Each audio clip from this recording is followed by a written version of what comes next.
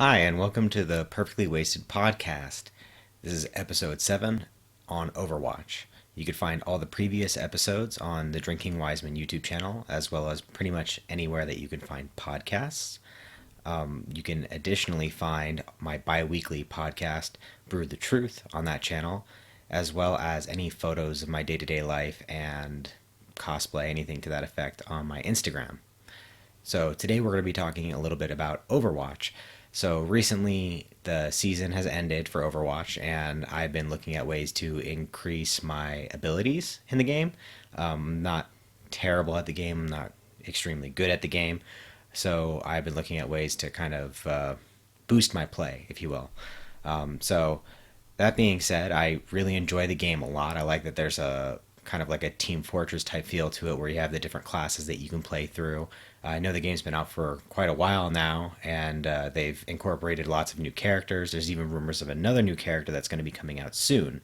That being said, I prefer support class, which is kind of like the easy way to try and build up your competitive points to try and make yourself boosted higher so that you don't have to, I guess, aim as well, which is kind of, I mean, I'm not really great at aiming, I guess you could say. So that's something that I tried some different methods that I found to see if I can try and increase my accuracy with my aim and hopefully try and get away a little bit from the support characters, even though they're very viable characters. Obviously, you need support and you need your offensive and defensive characters. So I'm trying to increase my weakness, which in this case is my offensive DPS type class. So I watched a couple of videos, and inside of these videos, they suggest different things like changing your crosshair and things to that effect for different characters to modify your mouse movement speed, to change your window settings, to go through and modify your mouse settings. And I'm using the Logitech the G502, and I have it set, I think, at 6400 DPI or something to that effect. And it's what I'm used to. It's what I've been using for years already. That being said, even though I'm used to it, it doesn't mean that I'm like the best aimer ever. I still miss a lot. I find that I get flustered whenever I'm faced with somebody like immediately, and it makes it so that I miss quite frequently. So I was looking for a couple of different ways to try and increase my accuracy and maybe try and calm myself down when I'm inside of the line of fire. So I watched a few videos. One of the YouTubers that I found had some really good suggestions, who was recommended to me by my friend for my other podcast, Drunk Joe, was Skyline. So Skyline actually doesn't have like a lot of subscribers and anything to that effect. Like he's got a lot of good videos, which is interesting, but he only seems to have about 40K subscribers, which I find also interesting because a lot of the tips that he has seem very straightforward.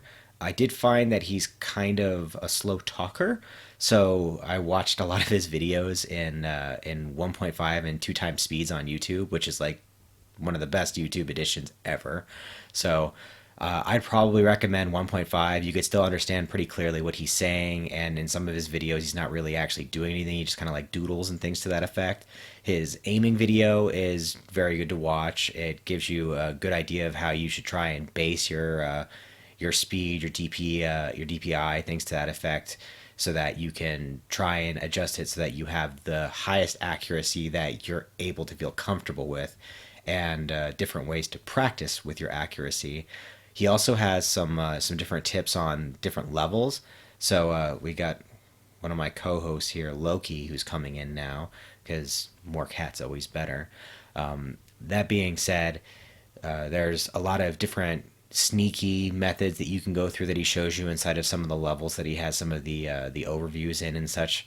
And I'd recommend pretty much watching any of them. Most of them are between 15 to 20 minutes, and I think that I've only seen three of his level overviews that he has, and they're all really good. They give you little tips.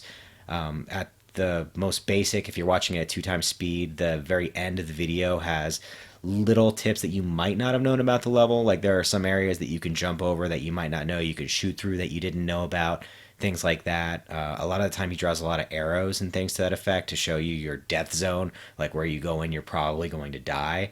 But it's still helpful. If you didn't know it, it helps a lot. Even if you did know it, it's good to have a reminder. He shows you some pathing that might be good to try and, use as a defensive or an offensive tactic. He shows you both sides inside of his video, and they're very informative.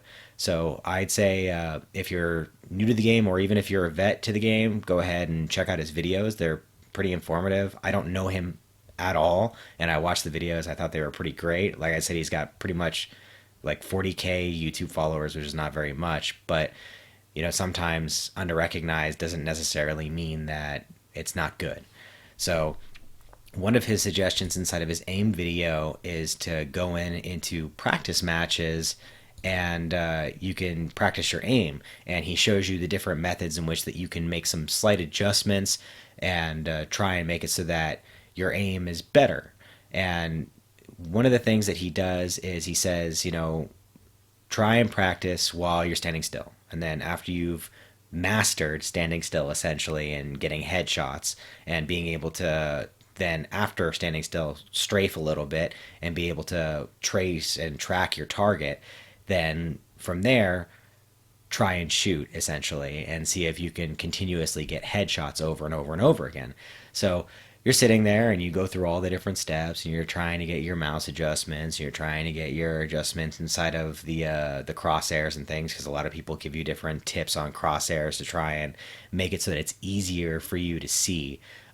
His tip is just to go with the short crosshairs and with the white color and things that I said, take bloom off, stuff like that, which they're all really good tips. And there are some other videos that kind of lead you away from that tell you that you should go through into Windows settings and modify things, then going into your mouse settings and modify things. Other people that say you need a bigger play mat. There's the 10-inch rule, that if you're scrolling your mouse 10 inches across your mouse pad, that you should be able to be 360 by then.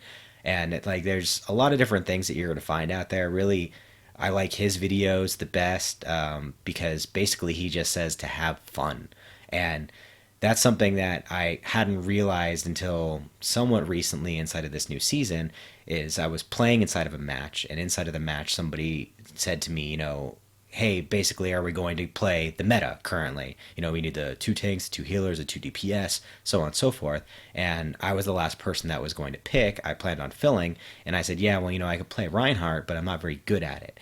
So one of the guys inside of the match said, well, the meta's only good if you can play the meta good. And it really kind of struck home. It was like, well, if you're not really good with this character, then playing it's only going to make them have a better chance at winning. And we want to win. So play who you're good at. And now, that being said, I've started hearing that a little bit more inside of matchmaking and competitive play, that they want you to, even if it's against the meta, if it's against the, 3 tank, 2 tank, whatever you want to say is the current meta, that's the best meta, playing to the best of your ability is always going to be better than playing someone that you're not really great with. So I really that hit home with me really hard. I kind of started to understand, well, yeah, what does it matter what the rest of my team wants to play? If they're not trying to play seriously, if they're not willing to fill to the extent that, let's say that I'm the worst DPSer that could possibly exist, then why should I be filling for DPS? I shouldn't be. I should be filling for whatever I'm decent at or good at. And somebody else who's decent or good should take over on DPS. So yeah, maybe you're really, really feeling, that diva play, and you want to go in and start tanking and playing diva, and you're really, really good at it, but you've only been really having a decent streak, and your main is usually somebody that does DPS or that heals. Then yeah, fill for the DPS or the healer so that everyone else on your team could possibly get the win. Now, that being said, I know that never happens, and in this last season I finished, I think, around 2100, which is still pretty low. I got really unlucky with my placement matches. I had 3 levers in my placements, and I just could never get myself out of that gold hell level. I just kept on going up and down and up and down, and it made me want to not play because I wasn't really having fun.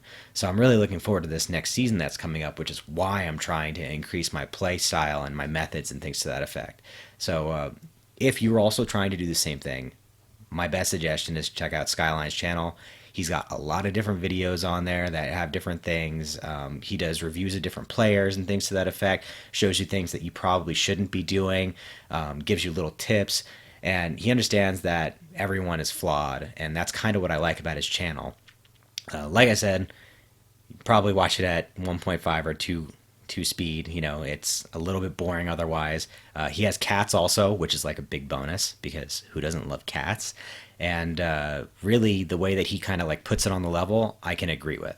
So if you have any videos that you might want to suggest to me to check out for Overwatch and things to that effect that I might enjoy, maybe some different aim practice videos, something to that effect. I love Blizzard games for the most part. If you want to link me to some different Blizzard videos to check out some awesome play of the games and such, please by all means like, comment, subscribe. Send me anything that you might have a suggestion for another episode. Thanks again for joining us. That was, again, 10 Minutes Perfectly Wasted.